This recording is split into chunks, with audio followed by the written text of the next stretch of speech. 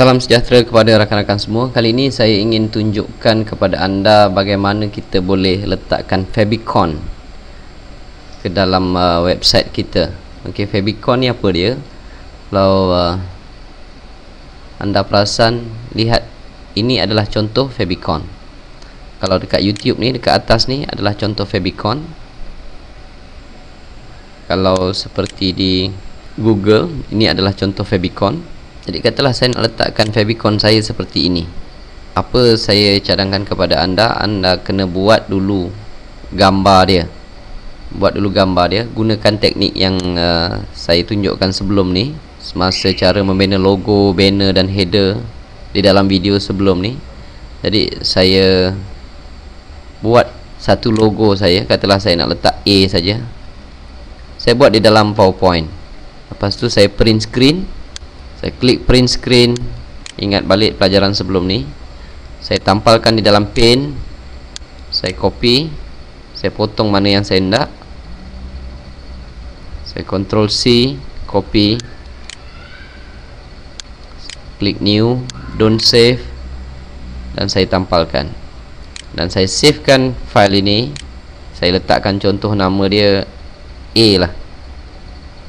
Saya letak di dalam desktop. Dan saya save.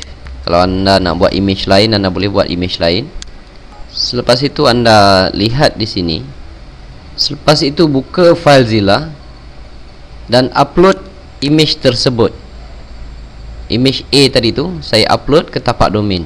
Selepas berjaya upload, anda dah boleh lihat image tersebut ada di bahagian A ini. Apa yang perlu anda lakukan, ambil HTML code yang saya siapkan di dalam website saya tu, copy, tampalkan dulu dalam notepad,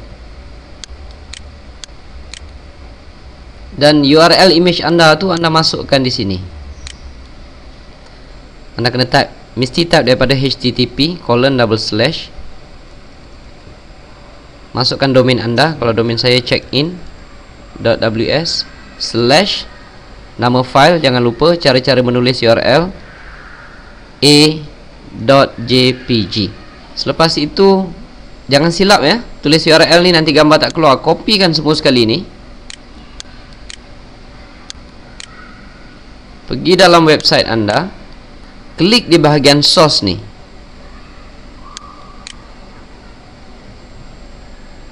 Dan tampalkan image tersebut di antara head dengan head.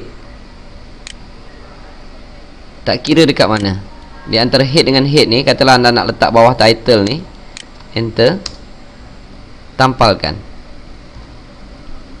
Okey. Lepas tu terus save. Apabila anda savekan ni, pergi semula ke NView, pergi ke FileZilla, upload file ini dan lihat di dalam internet. Nanti anda akan dapati dia seperti ini. Ini pun dah ada. Inilah akan dijadikan favicon di dalam website anda. Okey, saya rasa ia agak mudah dan anda boleh cuba untuk buat favicon anda yang lebih cantik daripada ini. Kita jumpa di video seterusnya. Terima kasih.